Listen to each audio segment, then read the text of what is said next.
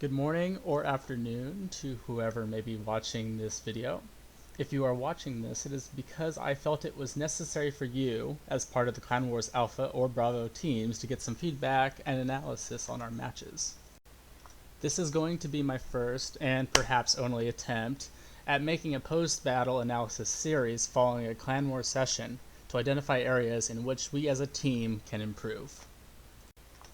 The intention of this video is not to point out any specific player or tactic that is used and to slander such person or tactic, but to rather identify failing points in a strategy so given a composition so as to greater increase our chances of success. This video will consist of two main parts. First, a little theory for World of Warships, where we'll go over some common scenarios and how to best respond to them. We'll also talk a little about some fundamental mechanics in the game that are well known but poorly utilized or understood. The second part of this video will be us going over a few matches from the last Clan Wars session, where we will identify what went wrong in these matches and what might have been done to turn these matches from a loss into a win. Ideally, between these two segments, people will have a better understanding of what roles their ships should inhabit and how to best implement these roles. As an aside, I want to say that this will largely be my conjecture and experience with the game, and while I am not the most experienced in a lot of these roles, I do have a good understanding of the game flow. There will be a few times in this video where I also will fail to make a smart choice that will lead to unnecessary losses, so I don't want to feel like anybody is being particularly pointed out here, because this is largely meant to benefit the entire team as a whole. So let's get started. So, since this first segment is for World of Warships theory, there are some underlying mechanics and realities of the game that I think are integral to every match. The first and most important rule of World of Warships in every match that you play is that, like all strategy games like chess or checkers or any game where there's a finite number of pieces on the board, you must apply the rule of the butterfly effect. Now, for those of you who do not know what the butterfly effect is, it is the theory that if a butterfly flaps its wings in one part of the world, it'll create a hurricane in another part of the world. Now, applying this to a gaming mentality, what this really means for us is that a small action can have a cascading effect that will cause other actions to take place, causing a large overall result. A great example of this in World of Warships is where two teams are stalemated on an objective, and one person on one of those teams makes an error and dies, and all of a sudden that other team has an advantage on that objective, and it allows them to do something they weren't prior able to do, such as flank around the other side of that map to get a better cap control, or to just straight up push into the cap circle now that the other team has lost some of its firepower or ability to stop the oncoming team. The next couple things I'll talk about will be things that are less integral to the overall match and a little bit more on the specific person and their ship. And those two things are effective HP and gun angles. Obviously, these are topics which have a lot of nuance to them and a lot of specificity depending on the circumstance. So I'm going to talk about them in a very general fashion that will help better maybe understand how certain circumstances can occur, and more importantly, how certain circumstances can be avoided. Take, for example, this scenario before us. So as you can see, these are traditional spots for people to spawn on the Land of Fire map. This is where people usually tend to set up. You usually end up having some kind of heavy cruiser up here, heavy cruiser on this side here, DDs are spotting in the middle, Moskva probably down here, Moskva probably up here. Battleships either tend to come over this way or they hang out in the middle, and then you have a cruiser that goes wide. So when we're talking about the butterfly effect, now we need to think about, okay, what could happen here that could change the course of the match? So say you have this destroyer trying to cap this objective really early, right? So they're trying to capture this objective early. Say this guy down here radars, and he gets picked off. So this side loses their destroyer pretty early. And I'm sure we can agree that this is a scenario we've all seen before. So what happens, right? So these guys still have their radar, right? This is probably some kind of flanking cruiser. It might be a Wooster, it might be a Yoshino, it might be a Zhao, but essentially we're probably looking at a single radar here against a single radar on their side. Now, at this point, he may or may not have used his radar. So let's just say for argument's sake that he has used his radar at the same time that this guy used his radar, but they were unable to kill this destroyer. So now they're in a sticky position because now this destroyer, having gone through the radar, is now able to cap this objective. The battleship is now over here to support. This guy might have moved up a little bit. And now these guys are in a predicament because now they're outnumbered. And so what ends up happening 90% of the time in this scenario is these guys get whittled down. You might lose a cruiser, you might take out the battleship, you might take out the destroyer. Oops, that's supposed to stay there. You might take out the battleship, and essentially what's going to happen is they're going to lose that fight just through sheer numbers. Not necessarily because they're being outplayed, just because there's now more people than them. And on this side, let's say it draws to a stalemate, right? So now what do you have? You have Team A, the red team down here, who controls both caps, and this one up here who controls one. And this is a very common occurrence. So what is the solution to this? So now let's look at what might happen in a different scenario. So obviously the problem with the first scenario is that the destroyer who attempted the cap here really early got taken out early because of either a radar or a stray torpedo that they weren't being accounted for, and so they died. So obviously the solution is, what could the destroyer have done maybe at this point in the match to not die so quickly? So honestly, oops, man, I keep doing that. Sorry. Alright, so now what we're going to try this time is instead this destroyer over here, instead of pushing up onto the cap, what he's going to do is he's just going to drift. Now, this is something that we've done in Alpha, and I think we probably may have tried it in Bravo a couple times.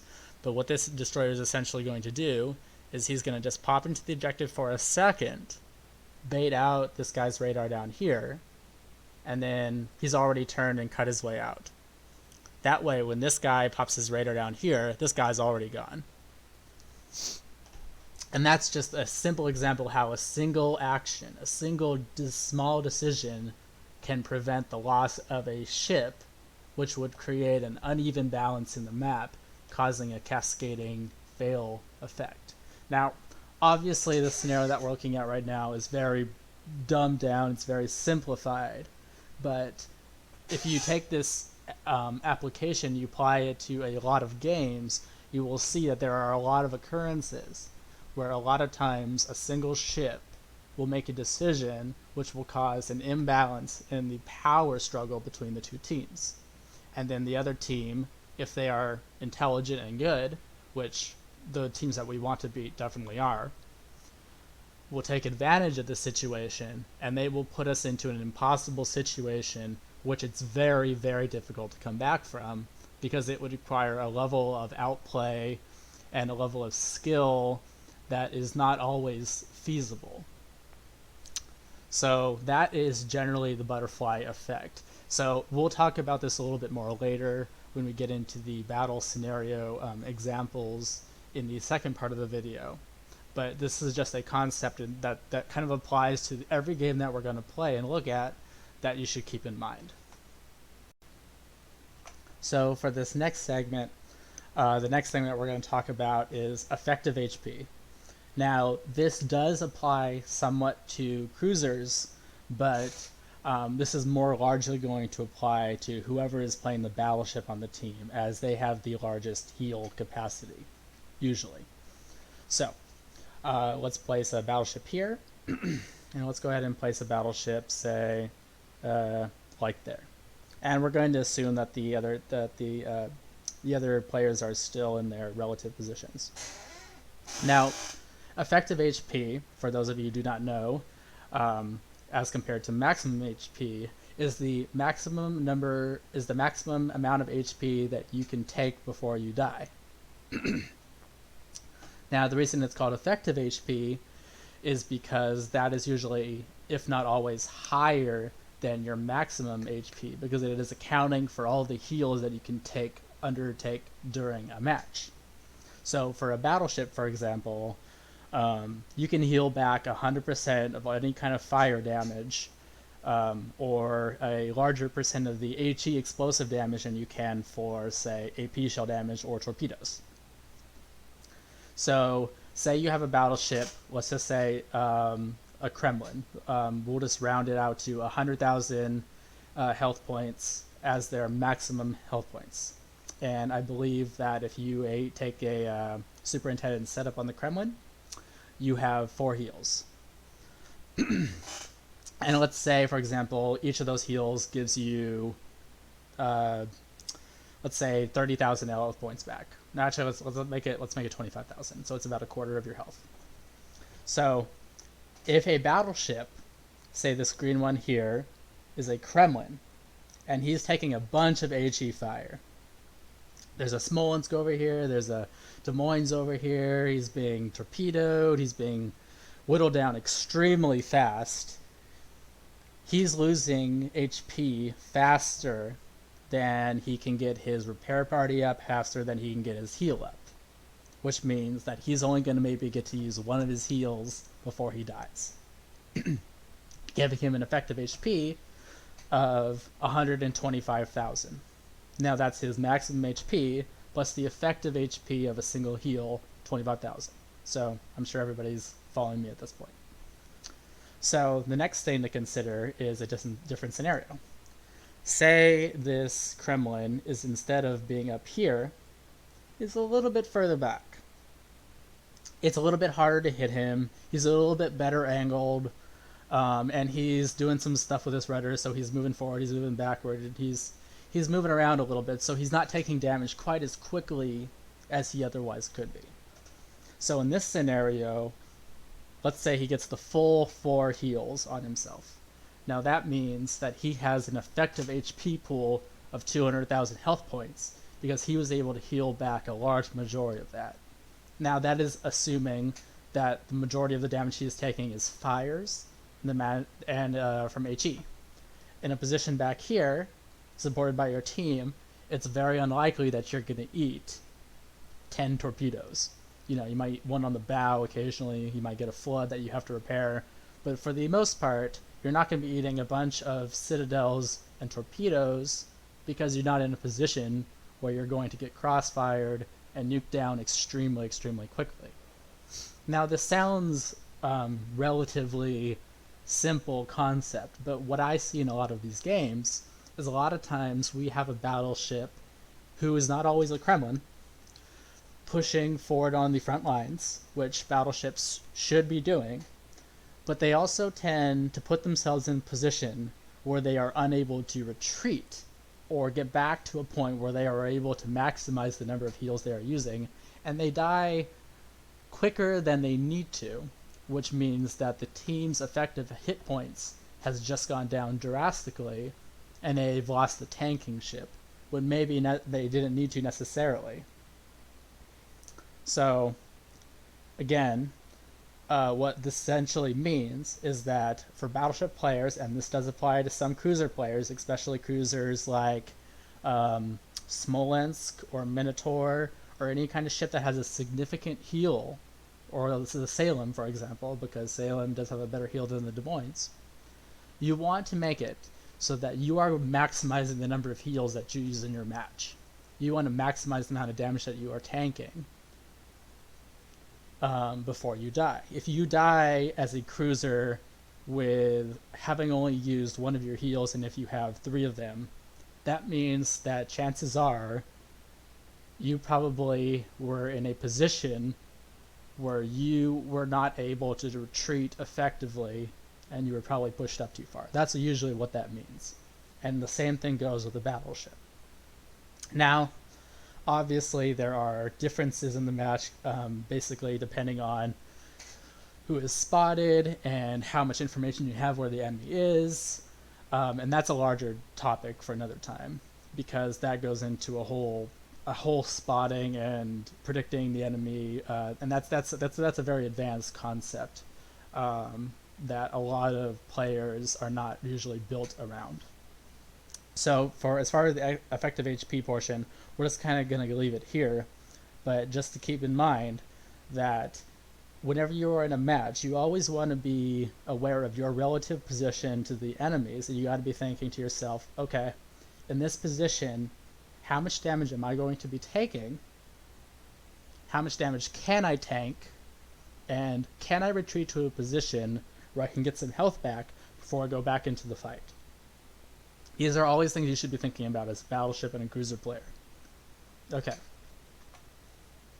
For the final part of our strategic analysis portion of this video, for the theory part, we're going to talk about gun angles.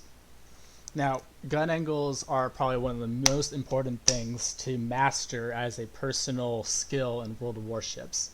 And that's because gun angles are going to determine whether you are out-trading your enemy or whether your enemy is out-trading you. So, take the position before you where you have two cruisers. Now, let's say this red ship right here is a Stalingrad.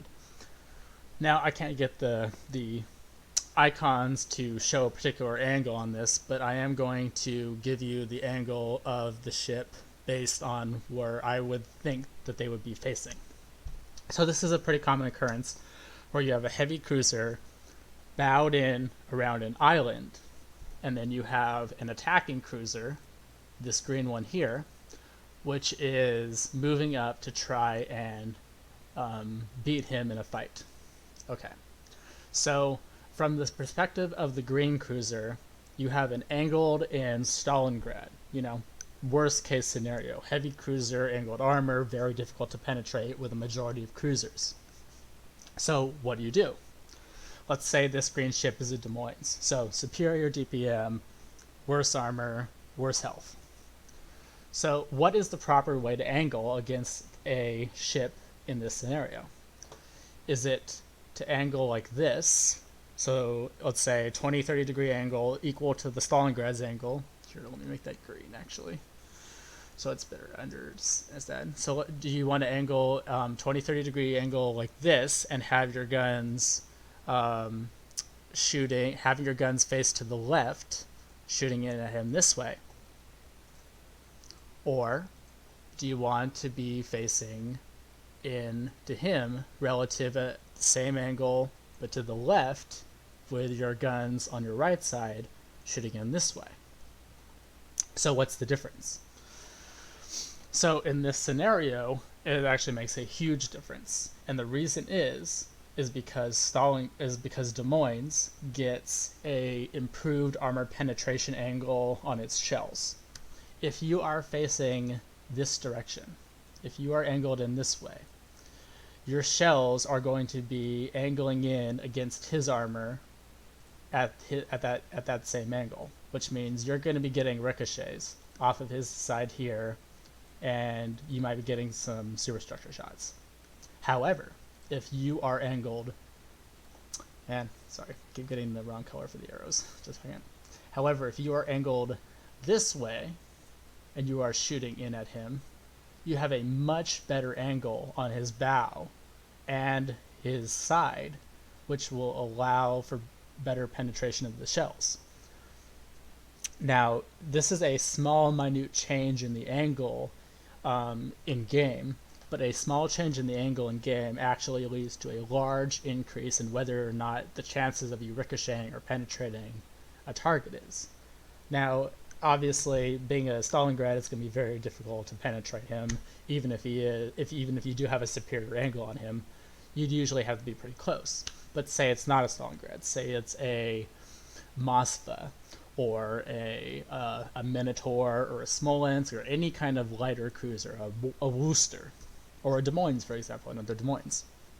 In this scenario, by angling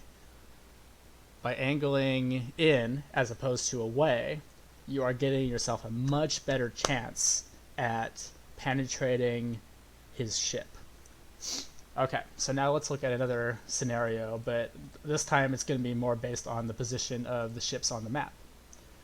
So let's assume that you have a full team on for each team on the map, but now you have this scenario. Say you have a cruiser out here, and this is you, and you have enemy cruiser, enemy cruiser, enemy cruiser, and you got some people over here doing some stuff, right? So in this scenario, in which way do you want to angle your ship? Now, chances are, as most times, you spawned over here, you spawned down here, and now you probably made your way over here, which means you're probably angled in this fashion. So this is where a big error that a lot of players make is if you are angled in this fashion and you are shooting targets up here, you are giving yourself broadside to anything in the center of the map. Now, this usually means like a Kremlin. Say there's a Kremlin sitting in the middle of the map. Now he has your broadside. So what is the obvious solution to this? Well, instead of angling in like this, oftentimes after you travel over this way, you want to cut back in and angle that way. Now this way, anything in the center of the map now has a lot worse angle on you. We're talking 20-30 degree angle as opposed to your broadside. And anything coming over this way also has a less superior angle on you. So just a simple direction of your ship relative to the center of the map has a huge difference depending on how much damage you are going to take. So the other thing you want to think about is which direction are your guns facing? Well, if you are on the outside of the map, on one side of the map or the other, as a general rule of thumb, what you want to do is you want to have your guns facing towards the outside of the map in this direction. And the reason is because if you are angled in such fashion, here, let me get rid of some of these arrows. Your rear turret can still fire on targets in that direction. Your two front turrets can still fire in this direction. And you're relatively angled to make yourself a lot safer. However, if you have your guns turned, say you are angled as such, but you have your guns turned in this way, and you have your back turret over here, you can have your front turrets hitting these guys. Your back turret is going to be, however, very ineffective because your back turret is now angled and shooting towards this sector of the map here. This area in between these two arrows here. You're not going to get much of firepower out of that.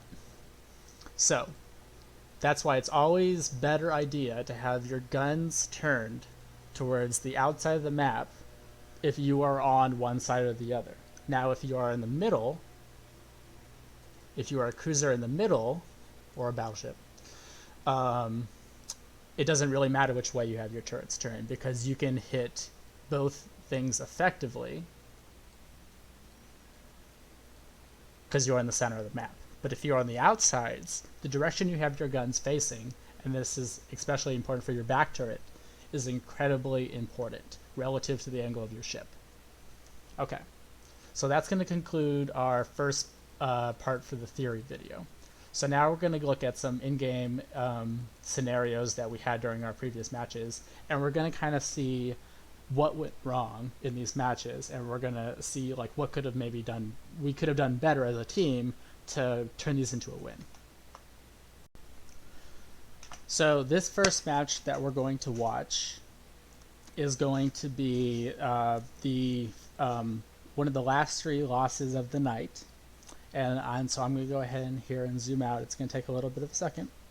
But what I want each of you to watch as we go through this, and I'll try and pause it and go through certain things as I notice them, is the positioning of ships on the map, where the enemy's positioning is, and where the enemy's damage is coming from. Okay? So I'm going to go ahead and wait for the ships to get into position, but as we can see, So on this map, we decided to do a 5-2 split, which means we sent our destroyer over to the C objective, along with the support of a long-range radar, a heavy battle cruiser with radar in the form of the Puerto Rico. We have a flanking cruiser over there, being the Zhao, and we have our battleship Yamato moving up to support them. And on the other side, we have a Yoshino as the flanking cruiser, and another Puerto Rico to support as the radar on that side of the map. So in this scenario, automatically what I want people to be thinking is, okay, we have the majority of the firepower at C. So obviously it's very important that we take the C objective, but as we talked about before, we don't want to apply that scenario that we talked about before where DD rushes into C and dies really early. So let's just watch to see how this one plays out. I know I already have watched these ahead of time, so I know generally what happens. But one thing I want to point out right now, as we're waiting for things to kind of progress, is the positioning of our cruisers on the east side. So our Zhao is still making his way out wide. That is good. But we already have a Puerto Rico down here who's at half health. Right? Now, I don't know if this is... I didn't catch whether this was from AP or HE damage, but based on the amount of HPs he's lost so far, it's probably not fires, which means he probably took a pretty good AP salvo from something really early. And as you can see, he's pulling into that middle island pretty early to try and get out of there. So that leaves the Moskva on the frontal island there to try and contest the objective. Our Shimakaze was probably radared, so they had to actually leave the objective, and they've opted to retreat onto the outside to make a little wide loop to try again. On the other side of the map, not much is really happening. At this point, we've spotted a couple cruisers. The Yoshino's trading shots with the Stalingrad, but they're pretty well angled away, so they're not going to be taking much damage, and neither party is really progressing here on this side. So at the moment, our intelligence tells us that it's about a 2v2 on the AB side, and on the C side we see the Des Moines, another cruiser, and a battleship, which has now been spotted middle, which is the Kremlin. And this is where things kind of go bad on the AB side, because now we've spotted the gearing. And so now we have a problem where this cruiser here, being the Yoshino, is spotted by the gearing, being fired upon by the Stalingrad, being fired upon by the Kremlin, and being fired upon by the Venezia. Now, the Puerto Rico on B side took a few hits early, so he had to actually back up. But this was actually an error on their part, because what needed to happen here was there was no reason for him to really back up. All he had to do was bow in a little bit. By backing up like this, he's no longer able to fire effectively on the gearing or the Venezia, and it takes him about 30-40 seconds before he realizes this and has to push forward again. Now, over on C side, we have managed to cap, but I want to point out the positioning of the ships. Look at the enemy's positioning on C side right now. They have pretty much a flat line across the C side, where you have the Kremlin in the middle, a Stalingrad in the middle of the C cap, not in the C cap, but just behind it, and then you have a flanking cruiser out wide. Our three ships on the C side, as the Cyclone kicks in, are very grouped up. They're very close to each other. And the only one who's really not next to each other is the Zhao, who's gone wide. Now, the Zhao is a very tanky cruiser. I'm sorry, a very stealthy cruiser, which means that in a Cyclone, it is in his advantage to move up and spot enemies, because he can spot enemies that will not be able to spot him, which is it's one of the few cruisers that can actually do that in a Cyclone.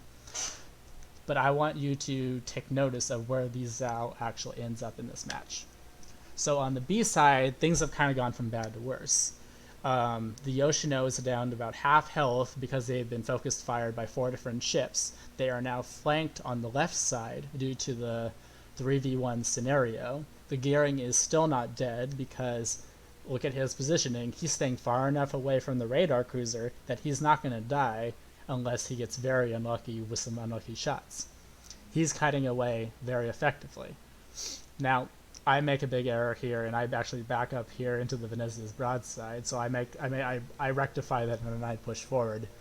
But that was a big error on my part. But now here on B side, we have a big problem.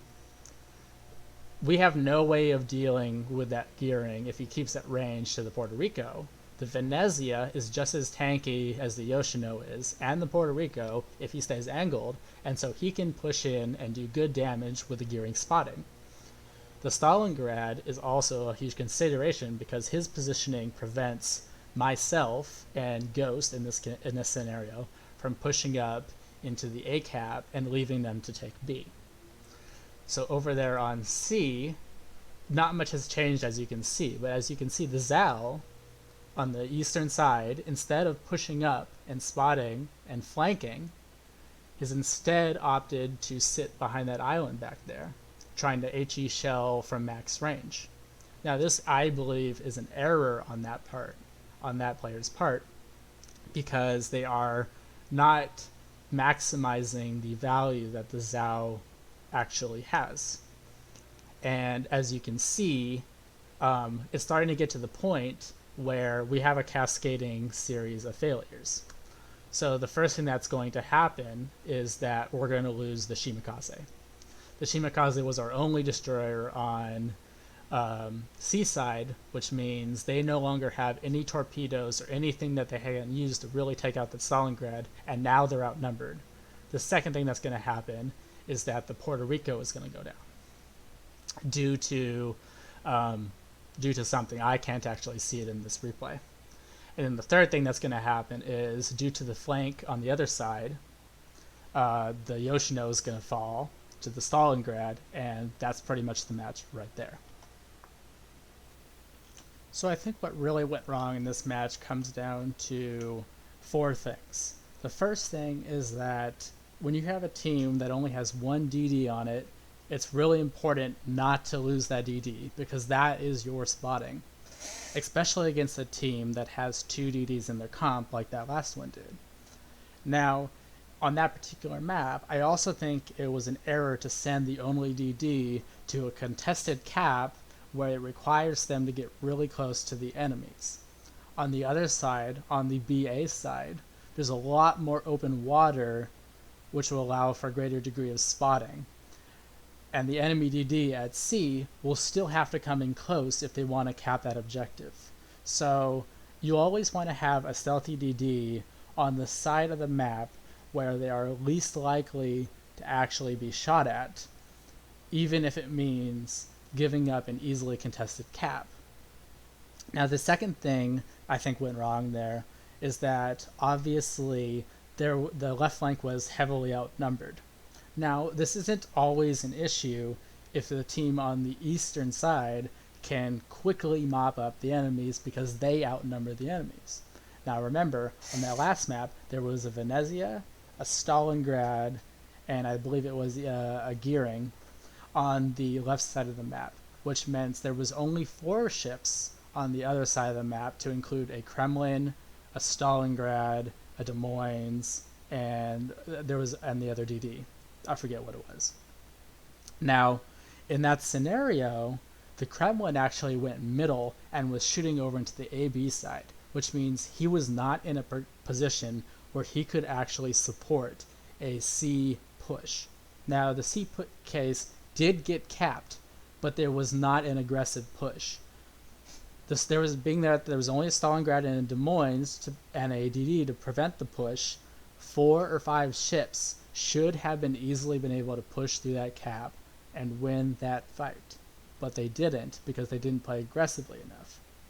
Now, the third thing I think went wrong is that in addition to not really pushing that objective really aggressively, and perhaps that was because we didn't really have an aggressive comp, being that we had a Yamato and a Masva and a Shima, is that the grouping of the ships was very easy to target. The Puerto Rico, the Masva, and the Yamato were very closely grouped up, making them very vulnerable to both torpedoes and to sustained HE fire, and it requires only the positioning of one enemy ship to keep all three of those enemies spotted, rather than spreading them out a little bit to get better sectors of fire. And I think the last thing that went wrong there was that the flanking cruisers were really underutilized. On the AB side, the Yoshino had really no choice but to turn away from the Stalingrad because of that superior bow tanking capability, but I was never able to really get around their flank because they had the Venezia and the counter DD pushing against the Yoshino, which is easily outspotted and easily pushed away. And on the other side, the Zhao, which was meant to be the flanking cruiser, even during the cyclone, stayed in the back of the map, tended to be next to the islands, and didn't really push around the other side where they could have gotten the broadsides of some of these cruisers that were bow tanking into sea. So I think that's where that match, in my opinion, kind of deteriorated. So let's go ahead and take a look at the second match.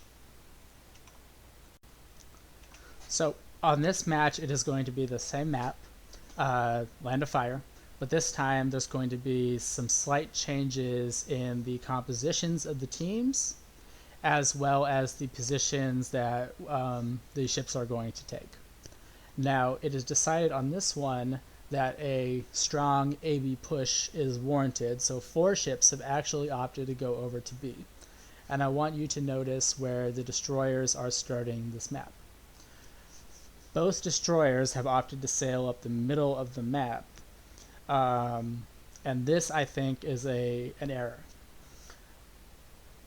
The idea behind the pushing up the middle of the map is to get early spots and torpedoes off on the enemies. However, by having both destroyers going out that way, you delay the cap on B. And delaying the cap on B. Now, delaying the cap on B means that the enemy gets an early cap on A, which means they automatically from the get-go have a point advantage. The second thing that I want to point out is that by having both DDs go mid, they're lacking the spotting that both sides of the map desperately require. And so we're going to kind of see how that plays out. So on the eastern side of the map, we have a Moskva and a Des Moines, and their directive is only to hold and maybe prevent the cap on C. They're not meant to be pushing into the objective. Now, you can't really see it in this replay because the perspective is from the gearing, and therefore there is not an icon for the gearing, but you can kind of see them in the middle. They're the ones who just launched the torpedoes through the middle into C. And they're there to spot any kind of battleship or cruiser or destroyer that pushes into sea, and have their broadsides. So we're kind of going to see how that works out. So at this point in the match, Moskva has just popped his radar. He's being shot at by something he can't see, but he can see I want to say that is a Grozovoy, and there's a Puerto Rico way out there. So we automatically know there's at least 2 ships on the seaside, probably more. But we also know that they had an early cap on A, and partially that was due to the fact that the destroyer did not go for that early cap. Now, on B, despite having the large number of people, look at where these ships are actually heading. They're actually heading down the I line, the I and the H line, which is actually about the same latitude, if you will, that they started the game on. They actually haven't pushed forward at all, despite having the majority of the fleet on that side of the map. So that delayed push is going to be very important as this game progresses. I want you to see that at this point now, the Moskva is now bowed into the island where he should be. This is not an uncommon place for the Moskva. However, being that their directive was never to cap C, it was maybe a little unnecessary for them to be pushed up on that island. The island behind them gives him enough range to actually radar all of sea, but from that proximity to the enemies, they are actually being quite engaged effectively by the Kremlin, the Puerto Rico, and the Grozavoy. And the Des Moines, which is also known as an island bow tanker, or an island hopper, if you will, has opted to start reversing into open water so they can get HE shots on this Kremlin, who just took 3 or 4 torpedoes from the gearing in the middle. Now the gearing has stopped, smoked up, so he can start burning down this Kremlin, and this is where the match starts to kind of go wrong. Look over on the B and A side of the map. They are making a very, very wide push around that flank, despite having the majority of the people, and as you can see, they've also just lost their destroyer. Now, the destroyer was pushed up to about E4, which means they were on the close side of the island in A, and they were between 2 radar cruisers, the Des Moines and the Puerto Rico. They were very far away from their teammates, so they had literally no support.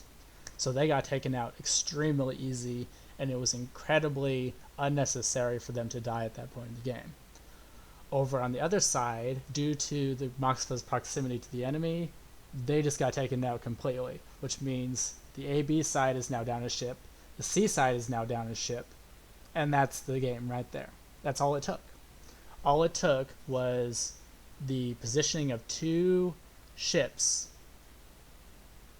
the aggressive positioning of 2 ships to turn the game in the enemy's favor. All that had to be done at that point was the enemy just had to push on through. That's all that had to happen. Because now they outnumbered, had superior firepower, and you had no DD except for the gearing to protect you. But a gearing, again, can't take down 3 radar cruisers, a battleship, and another destroyer by themselves. So that was essentially where that game was lost.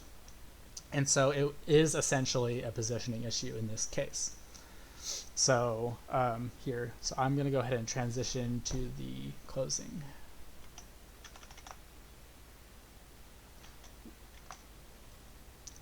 So this video was kind of hastily made.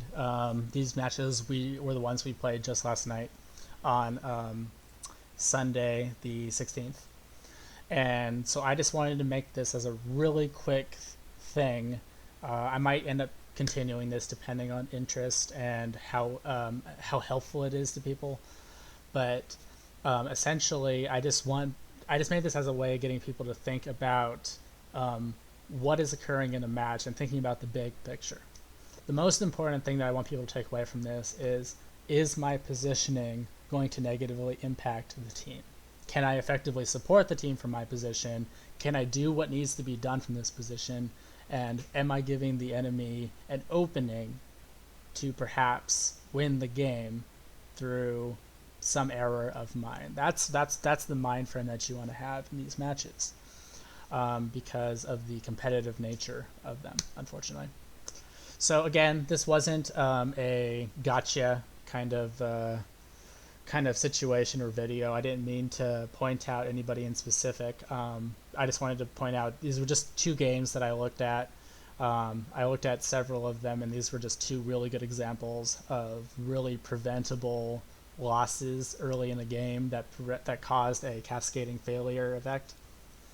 And this is just to kind of get people thinking about how small decisions in a tactical game like this can have large reaching implications in the match. And hopefully everybody was able to identify these. I know the footage wasn't the best. I'm pretty new at this, so I'll try to improve it if I continue to do this or not. But yes, so that is all I have to say on this video. I know it was rather long due to the nature of the footage and the discussion here.